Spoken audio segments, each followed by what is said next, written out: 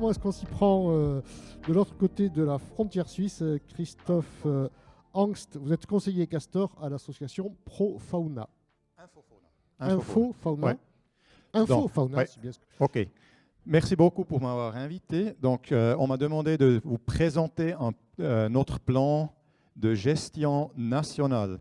Donc, c'est exactement ce qu'on est en train de discuter actuellement. Donc, toute ma première partie, on a vécu ça. La deuxième partie, c'est l'avenir, où on veut aller, ou ce qui est prévu d'où aller. Et comme vous allez voir tout de suite.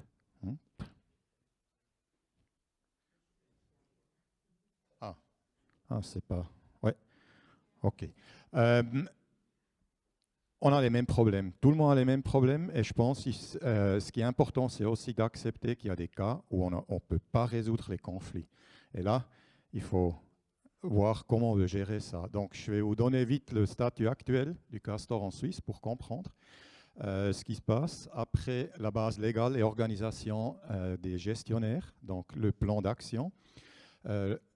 Vite, on a déjà en parlé, le castor comme promoteur de la biodiversité, ampleur des conflits et les solutions en Suisse, et les projets de castor nationaux qui sont en train de se dérouler maintenant, actuellement, avec lesquels on veut aller plus loin de où on est actuellement. Donc ça, c'est juste pour ceux qui ne connaissent pas, hein, les chiffres énormes, les populations énormes avant l'éradication de ces populations en Suisse, comme en France aussi déjà au début du 19e, il n'y avait plus de castors. À l'échelle mondiale, seuls 1300 ont survécu. La destruction des habitats en Suisse jouait aucun rôle, l'éradication se passait déjà avant. Et puis, Maurice Blanchet et Hénard, c'était les premiers qui ont relâché sur le Versoix. Puis Blanchet a encore une phrase qui est beaucoup plus précise sur les cours d'eau et castor, c'est « un cours d'eau sans castor n'est pas un cours d'eau ». Donc là où il y a aujourd'hui, il n'y a pas de castor, demain il va y avoir, ou bien dans une semaine, dans 2 ans. Donc ça, c'est quelque chose, dans toutes les réflexions, il faut prévoir. Ils vont arriver partout. Ça, c'était les lieux de lâcher entre 56 et 77. Et puis le castor au niveau suisse, il était déjà mis sous protection fédérale, donc l'État, en 1962. Et aujourd'hui, tous ces ouvrages sont aussi protégés, donc les huttes, les barrages. Donc on ne peut pas seulement les détruire si on veut. Après, Stocker a fait un premier recensement. Il a trouvé moins que ce qui était lâché aux années 70. En années 90, 15 ans après, le prochain recensement a montré que les populations étaient toujours très très faibles et le statut liste rouge à l'époque était critically endangered, donc au bord de l'extinction. Après, ça allait très très vite. Moi, j'ai organisé en 2008 un recensement national et puis on a trouvé 1600. Il y a 2 ans, on était au-dessous des 3500, donc l'évolution comme partout, on peut l'observer. Et puis en raison de cette évolution, dans la nouvelle liste des mammifères qu'on a sortie dernièrement, le castor va sortir, mais il va toujours être protégé au niveau suisse. Donc ça ne change pas. Et puis cet hiver, on est en train d'organiser un recensement national nouveau après 14 ans, et ça, c'est aussi une des bases pour tous les projets nationaux. Au niveau mondial, de nouveau, on est à peu près à 1,6 million avec les grandes populations à l'est de l'Europe et puis au nord. Donc, la base légale en Suisse, c'est la loi fédérale sur la chasse. Donc, le castor comme espèce, il est protégé par la loi sur la chasse, il est mentionné dans l'article 1, et puis ces ouvrages, les barrages et les huttes, ils sont protégés par la loi fédérale sur la protection de la nature et du paysage. Et puis en Suisse, ça se passe comme ça. La Confédération fait les règles. Les cantons appliquent sur leur territoire, c'est comme les départements en France, ils appliquent les lois. Et puis les priorités sont toujours dans cette phase-là. Donc, au début, tout en haut, c'est la protection.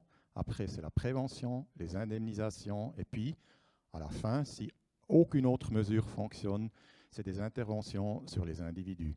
Et puis, tout se passe sur le principe de proportionnalité, ce qui veut dire les mesures administratives doivent répondre à un intérêt public, être adaptées au but visé et raisonnable, et l'intervention doit être réduite au minimum. Donc nous, on ne commence pas avec une intervention sur les individus, on essaie d'abord les autres choses.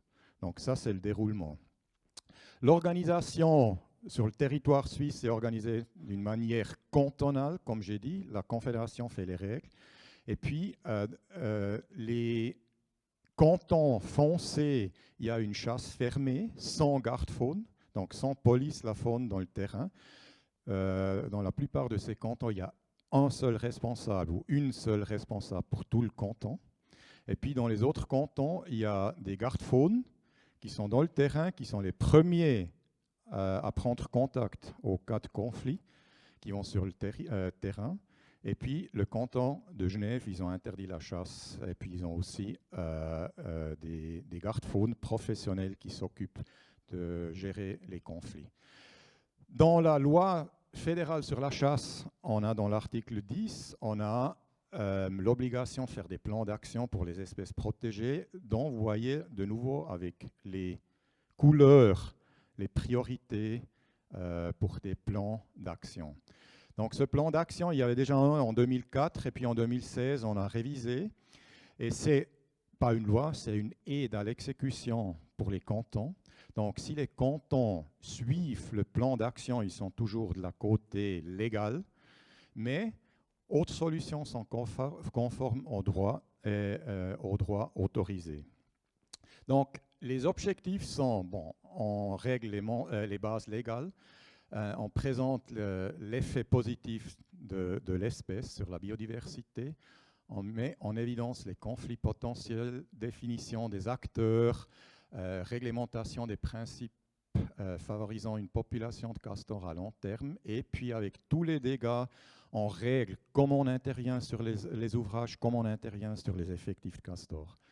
Donc, j'ai déjà dit, les ouvrages sont protégés aussi, donc si on a des problèmes, c'est typique, c'est des canaux de drainage, des fossés. Quand les castors créent des barrages dedans, on a des problèmes presque, on peut presque pas les résoudre. La seule chose, c'est d'enlever les barrages. Donc, si on intervient sur les barrages, on fait d'abord une pesée des intérêts.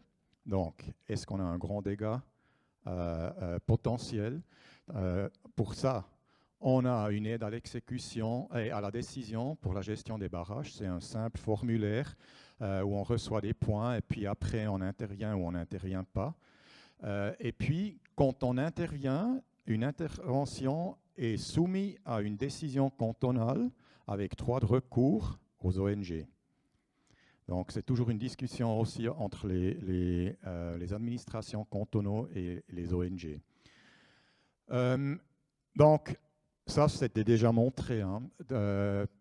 En Suisse, c'est peut-être encore beaucoup plus cruel sur le plateau suisse. C'est très, très dense, populé par l'homme. Et puis, c'est le beaverland. C'est là où les castors sont parce que les cours d'eau, ils sont favorables aux castors. Donc, on a partout des conflits où nous, l'homme, est trop proche du cours d'eau. Donc, un des problèmes majeurs, c'est vraiment les routes effondrées quand ils creusent leur terrier. Quand ils inondent, ça c'est une image de la France parce qu'en Suisse on intervient déjà avant que les patates soient inondées. Ça c'était avec Marie-Laure il y a quelques années, donc je n'ai pas d'image de la Suisse avec des champs inondés. La plupart c'est quand ils vont sur les betteraves et le maïs ou bien quand ils creusent par une digue. Ici c'est le cours d'eau qui est plus haut que l'alentour et après on a un problème. Donc ça c'est les cas. Ça, il ne faut pas régler, il faut juste dédommager. Et puis là, on entre dans des difficultés à résoudre ces problèmes. Donc, où sont situés ces conflits? La plupart, c'est dans une frange de 10 à 20 mètres à partir du cours d'eau. Donc, plus on est loin, moins de dégâts on a. Plus on est proche, on a, sauf les dégâts au drainage, quand ils construisent des barrages là et puis ils inondent les drainages des grandes surfaces peuvent être détrempés. Donc, il y a toute une série de techniques, de mesures techniques, mais est-ce qu'on veut partout des tuyaux dans les barrages? Est-ce qu'on veut partout des clôtures électriques sur les barrages? Ça bouffe les ressources. Et puis, finalement, on n'a pas beaucoup d'atteintes positives à la biodiversité. Donc, il faut se poser la question si on veut continuer comme ça ou pas. Après, les dédommagements, les indemnisations en Suisse, on n'indemnise que les dégâts agricoles et sylvicoles et pas les dégâts aux infrastructures. Ça, il y avait une votation l'année passée, on a révisé la loi sur la chasse et puis c'était inclus que la Confédération et les cantons, sous demande des cantons, remboursent les dégâts aux infrastructures. C'était annulé, on a voté non. Et puis vous voyez, au niveau suisse, pour ces deux, on rembourse entre 30 et 50 000 euros par année. Donc c'est négligeable, mais ces dégâts-là, ça peut être des dizaines de milliers de francs de dégâts par cas. Donc, vite passé, espèces et habitats menacés en Suisse pour parler de pour la stratégie où on veut aller. Donc, on a deux listes rouges, une pour les habitats et une pour les espèces. Et puis, si on regarde la liste rouge des milieux naturels, c'est plutôt les zones humides ou bien les cours d'eau qui sont surproportionnels menacés, et puis ça n'étonne pas que c'est les espèces qui colonisent ou qui habitent dans ces habitats qui sont surproportionnellement menacés. Donc la Suisse a élaboré une stratégie biodiversité en 2011, et puis les objectifs principaux sont d'augmenter les aires protégées et puis leur qualité et de les lier. Et puis chez nous, on ne parle pas des trams verts et bleus, on parle, et puis c'est technique, c'est l'infrastructure écologique. Et si on regarde sur le plateau suisse, les cours d'eau, c'est un grand réseau. Et là, le castor peut jouer un rôle énorme, positif sur la biodiversité. Donc, ça c'est clair, hein, mais juste en rouge, les habitats, le castor, c'est le bâtisseur nature qui crée ces habitats pour toutes les autres espèces. Les constructions des eaux, donc moi je vais mettre la présentation à disposition pour ceux qui veulent, donc il ne faut pas tout, je vais sauter sur ces images, mais il fait beaucoup, il crée beaucoup d'habitats avec ses barrages, avec le bois mort ici. Notre plus grand territoire de Suisse, c'était une forêt il y a 10 ans, donc aujourd'hui ça se présente comme ça. Donc on a une diversité de structures avec du bois, et toutes ces structures, ça amène un mosaïque diversifié, dynamique, dont nombreuses espèces profitent. Mais c'est clair, plus le castor arrive à faire passer l'eau en surface, plus grand est le potentiel écologique. Et c'est clair, en Suisse et puis dans certaines régions de la France, il ne peut pas faire ce qu'il veut. Mais les amphibiens, il y a des dizaines et des dizaines d'études qui ont montré l'effet positif sur les batraciens, sur les libellules, sur les oiseaux de roseau, sur les poissons. Et puis les poissons, c'était la discussion tout à l'heure. On a plein d'études qui ont montré qu'il y a une explosion de la biomasse dans ces territoires de castor, dans ces étangs de castor. Et puis juste pour vous montrer aussi la diversité, ici à la Isard, des petits affluents. Avant l'arrivée du castor, on avait entre 8 et 10 espèces. Après la construction des barrages et puis changement des habitats, on a un doublement de la diversité des espèces des poissons. Donc, le castor, c'est le promoteur de la biodiversité dans l'eau et autour des eaux. Et depuis 15 millions d'années, ils font ce que j'ai montré.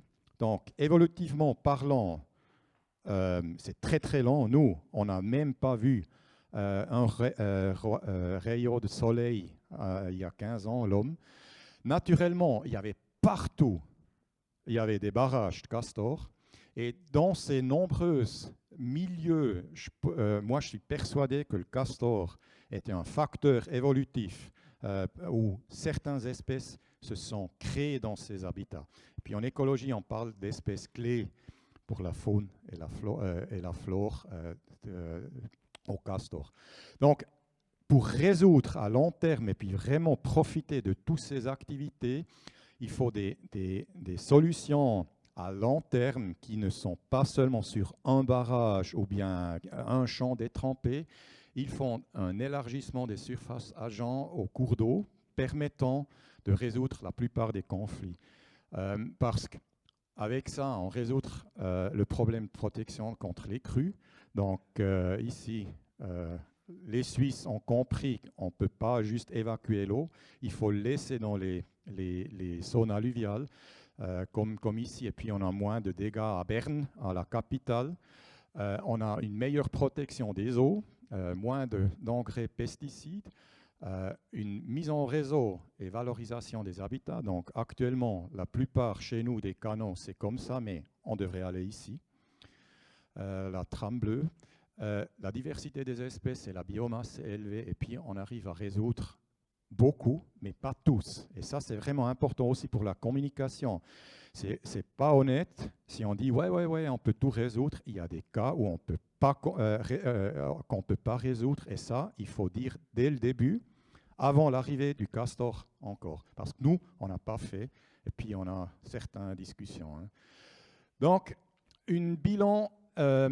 La réintroduction, non seulement chez nous en Suisse, mais aussi en Europe, partout, c'était vraiment un des grands succès de la protection de la nature.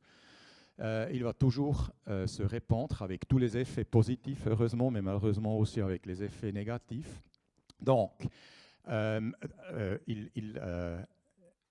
castor revitalise et amène les cours d'eau gratuitement, donc il faut laisser faire sans restriction là où c'est possible.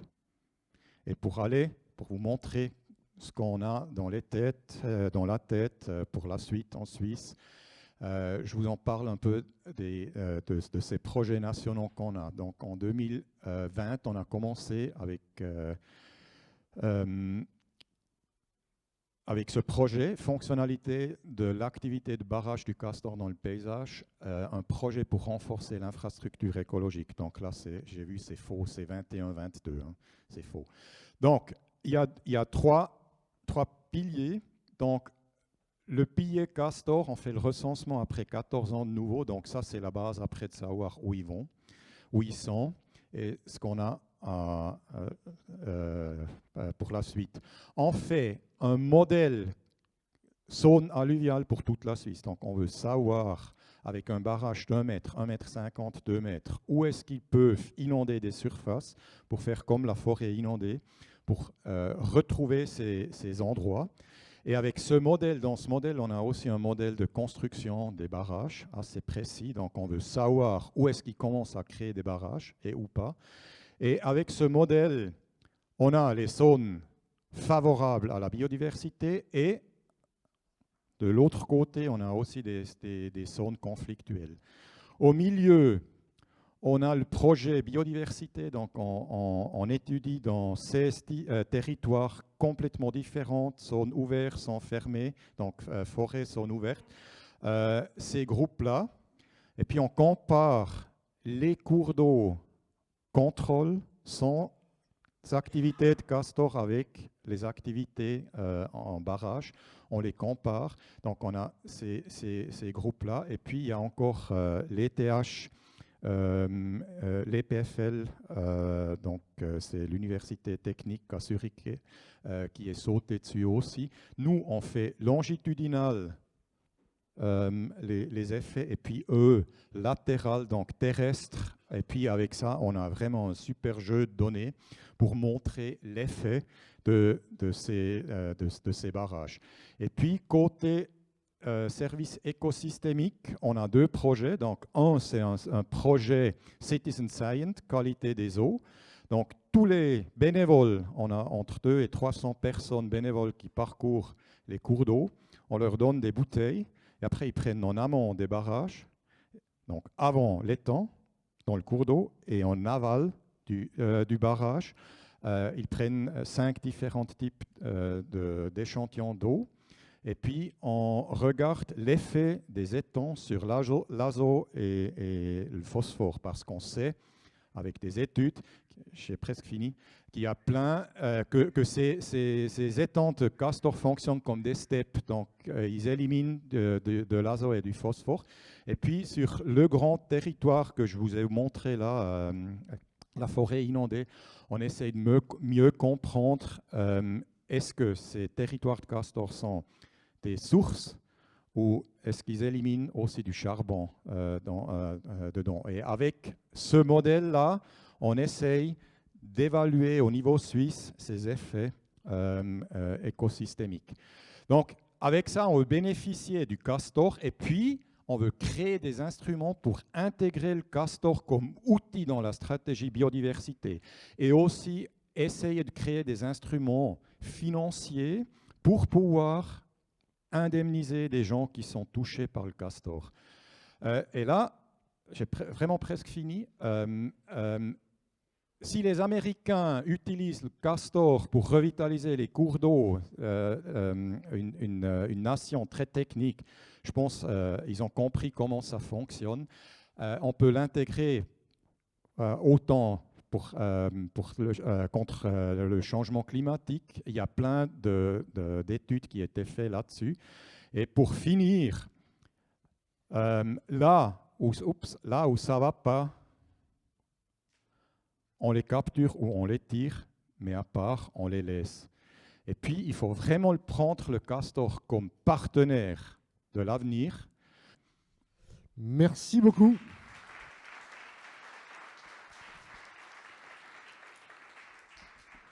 Alors, quelques minutes d'échange. Oui.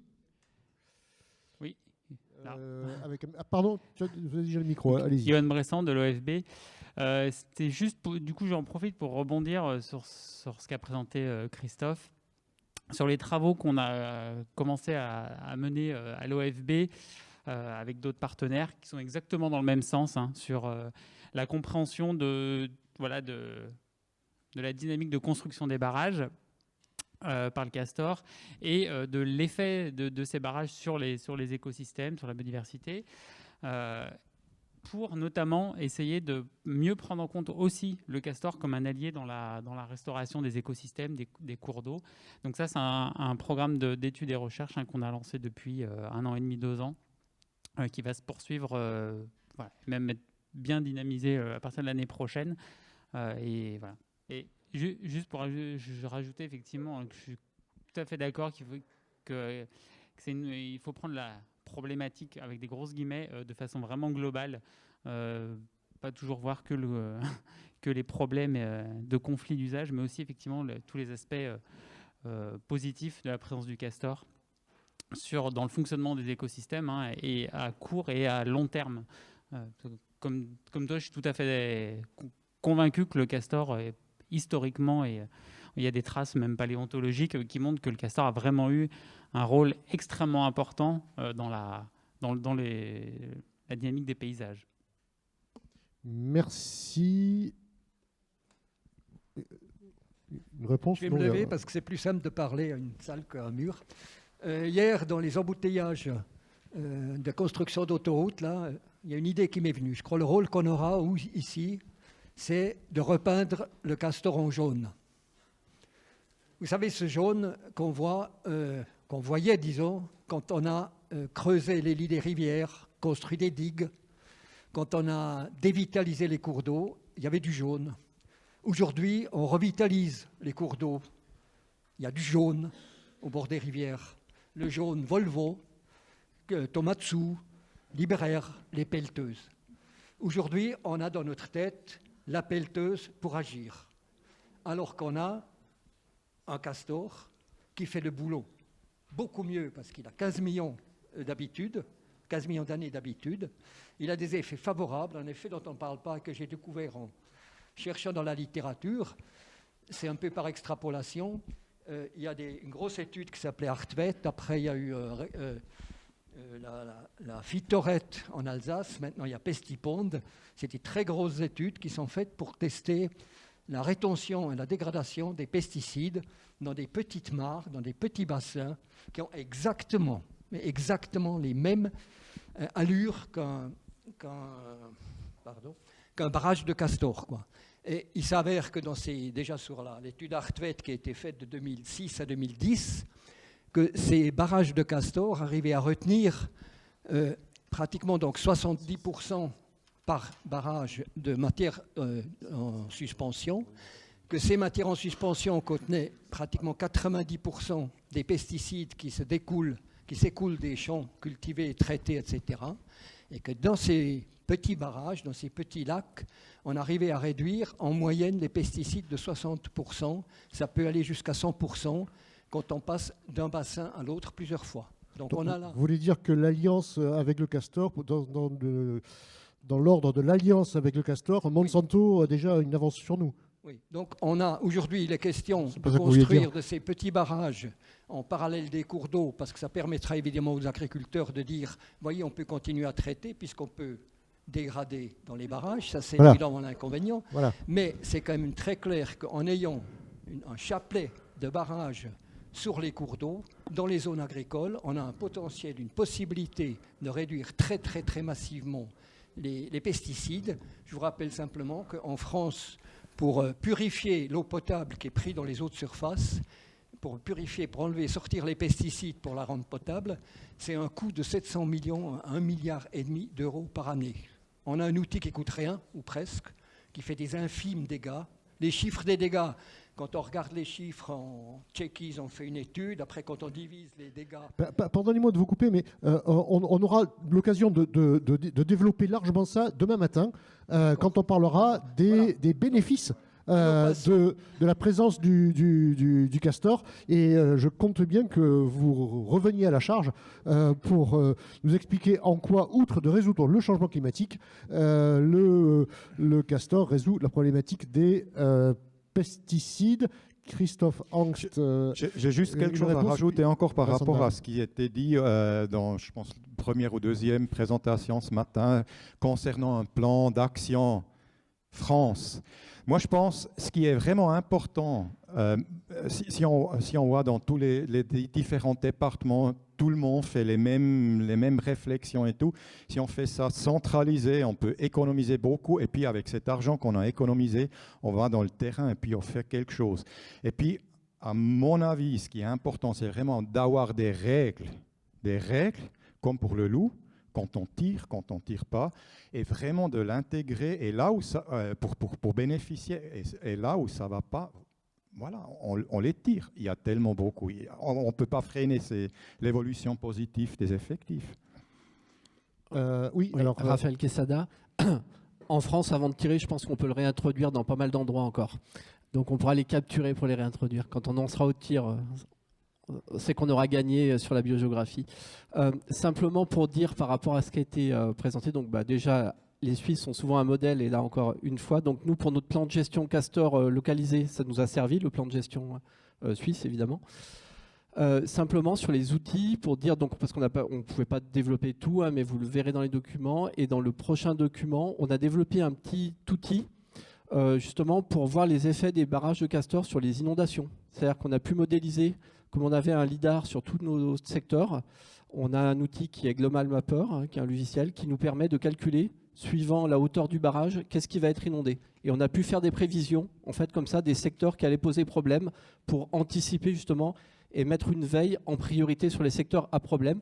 Et effectivement, on a des secteurs qui sont très, très plats où ça inonde tout de suite, où on constate qu'il ne faut pas du tout de barrage de castor sur ce secteur-là, qu'il ne faut pas qu'il y ait de castor. Et comme on a fait un plan à l'échelle du bassin, c'est beaucoup plus facile pour l'OFB et l'administration pour la DDT pour dire « Ok, là vous pouvez intervenir, il y a zéro souci, on sait que globalement le castor va bien sur l'ensemble du bassin. » Voilà. C'est exactement ce qu'on veut faire au niveau suisse. Donc vraiment pour toute la... Et ça m'intéresse beaucoup. Oui, enfin, juste deux boutades après je parle sérieux. J'ai Vincent Dams de JNE. Quand j'ai rencontré Christophe, j'ai voulu être naturalisé suisse. Je me suis dit c'est pas judicieux. Après j'ai voulu que la Suisse envahisse la France. Mais là aussi c'est pas une bonne idée. C'est pas leur truc. Hein. T'as pas compris? Mais c'est pas leur truc d'envahir les voisins. Le Suisse fait rarement ça. Ouais. Hein. Non mais voilà, là, grosso modo, c'est intéressant d'avoir un voisin qui a 30 ans, on va dire, de mentalité d'évolution. Alors, vous n'êtes pas meilleur que nous, hein, mais au moins vous avez avancé culturellement sur ça. Voilà, la question que je me pose, là, on a un colloque. Je pense j'espère que c'est une date un peu phare dans la prise en compte du castor en France. Vraiment, sincèrement. Mais comment on peut prendre ces 30 ans d'évolution, parce qu'il a fallu du temps, pour qu'en France, ça s'accélère et qu'on n'ait pas ce positionnement-là dans 30 ans. En plus, je vois quelques têtes blanches et ça m'embêterait que cette révolution culturelle se fasse pas de votre vécu. Voilà, là j'entends que des règles du jeu ont été données au niveau national, au niveau fédéral, pour que les cantons et donc aider après des associations déclinent des choses. Je rejoins Jean-Pierre et je veux bien, Rémi, que tu dises qu'il manque de moyens. Non, si on a un chef d'orchestre, on se mettra tous derrière après. Et pour finir, quand on a fait les premières présentations, on a parlé du castor à travers les conflits et on a eu des fois quelques diapos qui évoquaient un bienfait sur la biodiversité. Vous avez vu la présentation des Suisses, c'est d'abord, il y a un bienfait sur la biodiversité et c'est pour ça qu'après, la gestion du conflit, on va la gérer différemment. Et déjà, on va peut-être se faire une promesse, c'est que maintenant, dès qu'on va parler vers l'extérieur du castor, on va d'abord parler de l'impact positif et après on parle des conflits. Parce que de mettre d'abord les conflits, ça va pas, et ça va pas du tout. Ça ne va pas du tout et ça n'ira jamais. Bon, alors, j'en retiens que ce colloque a été monté à l'envers, puisque c'est demain matin qu'on va parler des bénéfices après avoir parlé des conflits, et que 2, on a commencé la journée en citant Robert Hénard et Sartre, on va la finir quasiment en évoquant Gramsci et la nécessité de gagner la bataille culturelle avant de livrer les autres batailles. Et puis, alors, le mot de la fin de la matinée, ça va être pour vous. Je vais aller dans le même sens que dans le micro. Et en rappelant, en vous nommant, s'il vous plaît. Jean-Pierre Choisy, donc Drôme. Pour aller dans le même sens, vers 2000, j'ai un peu servi de guide indigène à une équipe de 9 Britanniques qui faisaient du terrain sur le castor pendant des semaines. Ils ont venu plusieurs fois. Sur 9, il y avait un zoologiste, tous les autres, c'était des préhistoriens. J'ai très bien compris que c'était infiniment plus facile de trouver quelqu'un de sciences humaines britannique qui est pour la protection de la faune et sa réintroduction qu'un biologiste français. Surtout ceux de ma génération, parce que ceux de ma génération, quand leur univers conceptuel atteint la cellule, c'est déjà pas mal. Ils font pratiquement que du moléculaire. Les générations avant faisaient de la botanique et de la zoologie. Les jeunes, ça revient. Mais ceux de mon âge, je veux dire que j'ai eu un environnement difficile, parce que ceux de mon âge, quand ils dépassent le ribosome ou l'ADN, c'est très dur. Alors maintenant, alors je ne vous dis pas quand vous êtes au niveau des ministres ou autres, il faut qu'on arrête d'intervenir au coup par coup. Les politiques générales, je ferai un autre exemple avec un autre exemple d'inondation. Des inondations pour d'autres causes. Haroun Taziev, qui est déjà mort il y a pas mal de temps, il avait fait un article à une époque en disant 50% des bâtiments inondables en France ont été bâtis après la Deuxième Guerre mondiale. C'est une question d'occupation de l'espace. Lui, il disait une mesure générale très simple. On oblige que tout soit assuré. Donc, les assurances, c'est elles qui font l'étude en détail. On ne s'occupe pas du reste. Après, ça devient dissuasif, les primes. Et vous aurez une occupation de l'espace qui sera en fonction de ça. Là, c'est pareil. Il faut dire, le but doit être de la restauration écologique. Quand vous parliez tout à l'heure, on compense, etc. Mais non, il faut compenser à partir de l'état initial. C'est-à-dire, comment était le marais avant d'être drainé. Vous comprenez ? Je me rappelle d'un bouquin d'un Gallois, il parlait de l'amnésie écologique. On trouve que c'est normal, l'état actuel. Il dit, les gens qui gèrent les pêches dans les océans, ils rêvent de restaurer des stocks de poissons qu'ils ont connus dans leur jeunesse. Or, c'était déjà des ruines. Il faut pas partir d'un état zéro qui serait les marais drainés à 99%, quelque chose comme ça.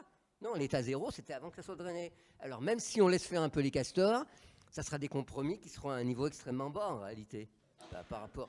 Et dans le cas de la Drôme, il y a un truc sur la base Drôme, on l'envisage, les mecs qui disent, écoutez, toute cette base Drôme canalisée dans le couloir rhodanien, ça coûte extrêmement cher en digue, et ils disent, qu'est-ce qu'on a gagné en hectares de culture ? Finalement, c'est pas grand-chose.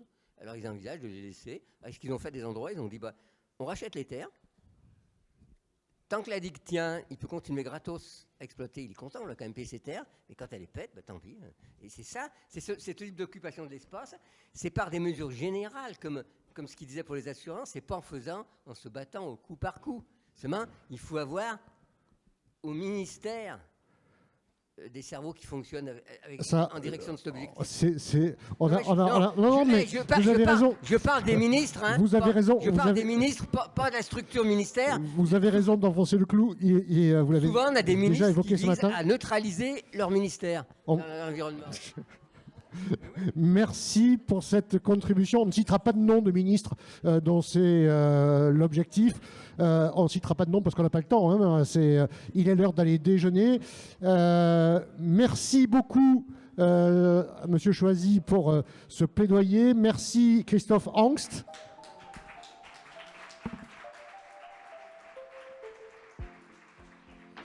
Et merci aussi à tous les intervenants et à tous ceux qui ont contribué au débat ce matin.